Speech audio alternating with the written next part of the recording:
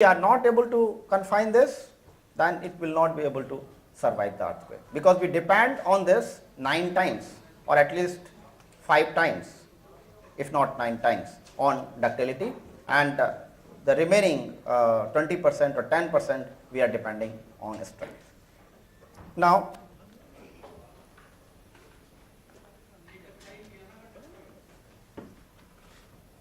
how we can achieve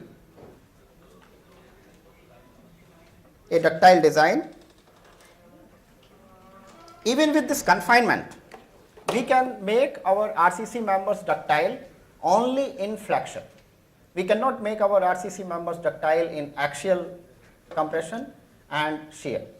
So what we have to do, we have to avoid these modes of failure. We have to ensure that the failure occurs in flexure first and not in axial or shear action. And we discussed this in the previous talk also. This we can do with this simple method of capacity design, where the strength of undesirable modes, the brittle modes, is higher than the strength in the ductile modes. That means the members which are yielding under axial action or under combination of axial load and bending moment, those members should be stronger than the members which are yielding in flexion. Similarly, any member should yield in flexure and not in shear. And here we are not asking the members to be designed having shear capacity more than the earthquake force or what will come from the earthquake force. We are only trying to design our members to have strength higher in shear as compared to that in flexion. So it is the relative strength of the ductile mode and the brittle mode, not having the strength higher than the earthquake, because earthquake force anyhow is too much and we are not designing for that. And one such principle we discussed, that is a strong column and weak beam. So we have to keep column stronger. How much force we have to design for, till now our code was not talking about that, but this draft which is in circulation 13920, this is giving the criteria for that. It was already available in other codes like Eurocode and ACI 318. So now it's there in the, and we will discuss what criteria it is. So just coming to the steps, how we can achieve this. So first of all, we have to perform an analysis for earthquake forces with reduction factors as applicable. Then we get the reinforcement in the beams, longitudinal reinforcement in the beams, and based upon that longitudinal reinforcement in the beams, we have to calculate the capacity of the beam in flexion, because we end up providing higher longitudinal reinforcement than exactly required because of several reasons. First of all, the combination of the bar dia for that reinforcement may not be available. Then certain other requirements of the code may govern. For example, there are requirements about minimum reinforcement. There are requirements about the difference in the reinforcement between two faces. There is requirement about reinforcement at the support and at the midspan. So keeping all those requirements, we may have to provide more than what is required from the calculation for applied moment. So we have to back calculate the capacity after providing the reinforcement, and for that capacity we have to calculate how much shear, the corresponding shear force will generate in that member, and then the member should be designed for a shear capacity higher than this shear force, which we call capacity shear. So we have to design our beams for higher of the two values of shear force. One is coming from the applied forces and another is coming because of this capacity, moment capacity. And once we design this for higher of the two, then we will ensure that the member, the beam will not fail in shear, it will fail in flexion. Then we have to come to the design of the columns. The flexural capacity and the shear capacity, both in case of columns, have to be higher than whatever moment is being applied by the adjoining beams. So we have to calculate the capacity of the adjoining beams, and the capacity of the column should be higher than the sum of the capacity of the columns meeting, of the beams meeting at the column. Now the code provides this simple method to calculate this capacity shear. And what we are doing here, the beam is subjected to the dead load and live load, and due to earthquake force, it will be subjected to bending, and it is bending in double curvature. So both the moments are in the same direction, either clockwise or anti-clockwise, depending upon in which direction the earthquake is applied and in which direction the building is having sway. So both these, if are applied in the same clockwise or anti-clockwise direction, we can see that the shear force, the corresponding shear force can be calculated just as sum of these moments divided by the length of the beam.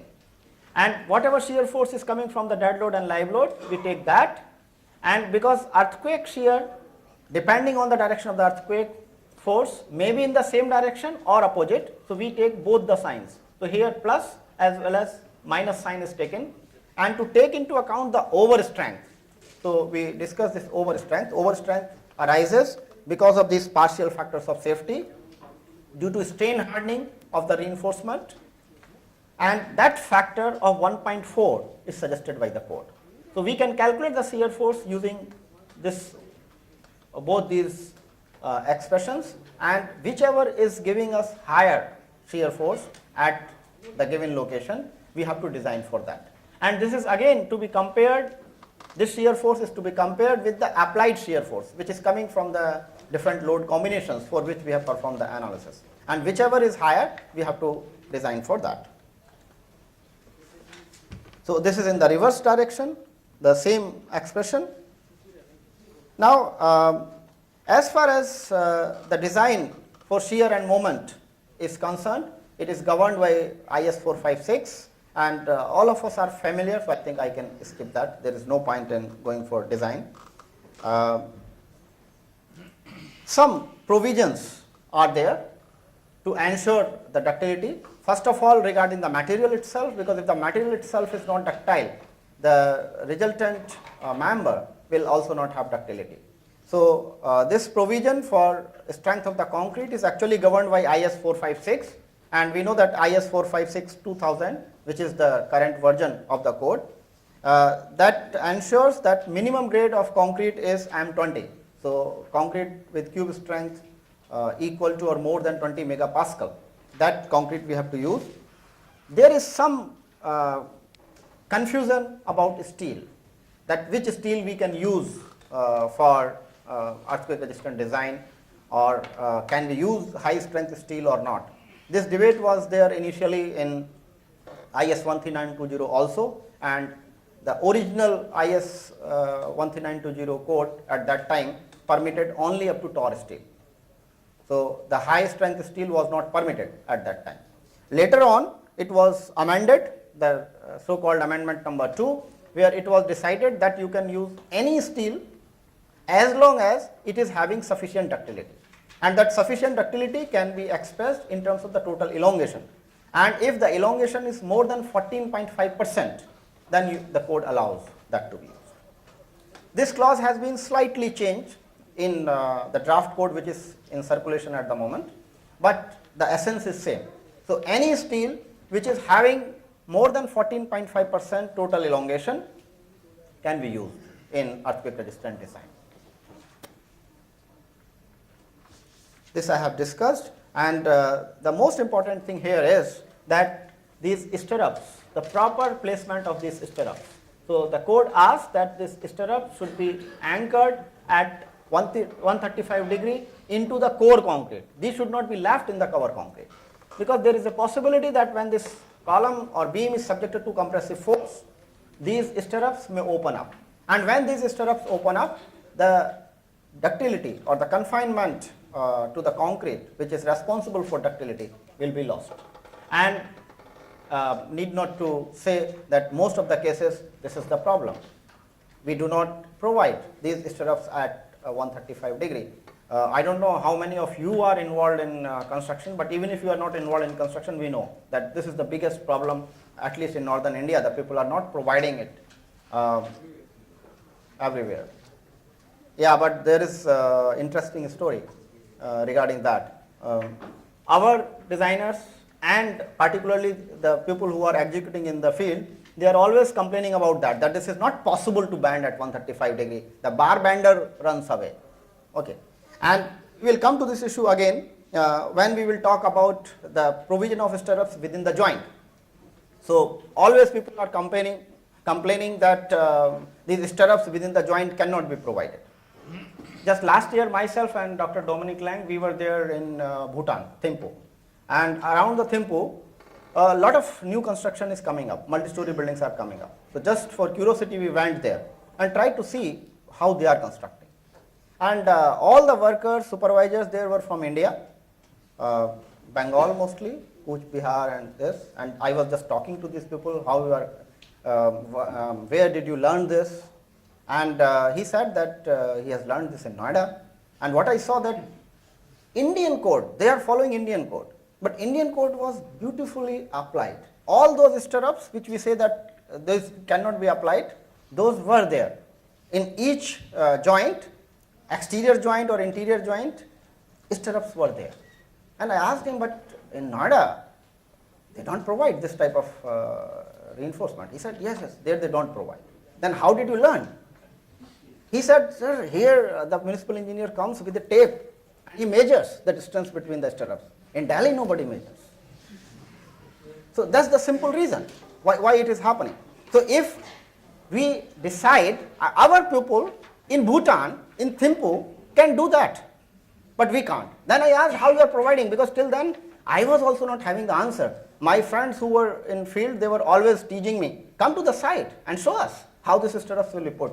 I was also wondering, can we provide 2 U stirrups or something? Because I have taken this for granted that the beam cage is to be made separately and it is to be always slided, as if this is the universal, something universal which has to come.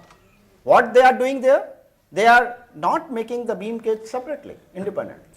They are putting the bottom reinforcement of the beam, then adding these stirrups and then putting the top reinforcement and then making the cage of the beam at site, and it can be done very easily. They have done it. Why not in our, we can't do that in Delhi?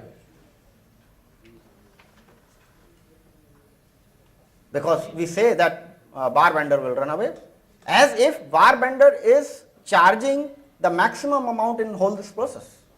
Bar bender, the poor bar bender is paid perhaps minimum in the whole chain. We don't want to pay him even that for extra effort which he has to put, and that's why he has to run away. And the reason is that our engineers do not understand what is at stake.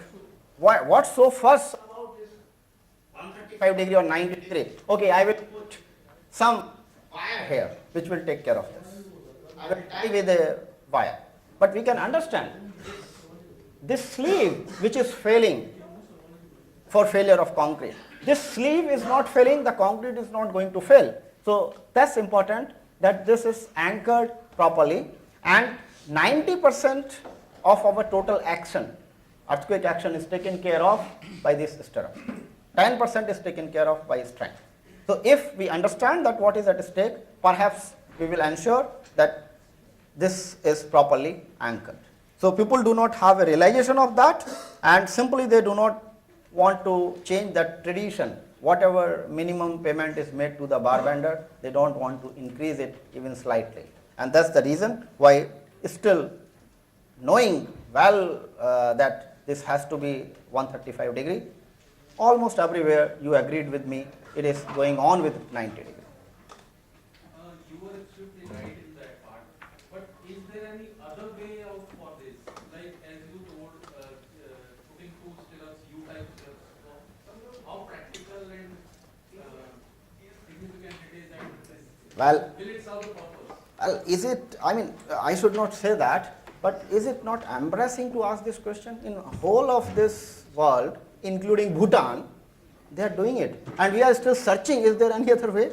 Why? No, actually you have given 1 instance and we have 200 instances like this.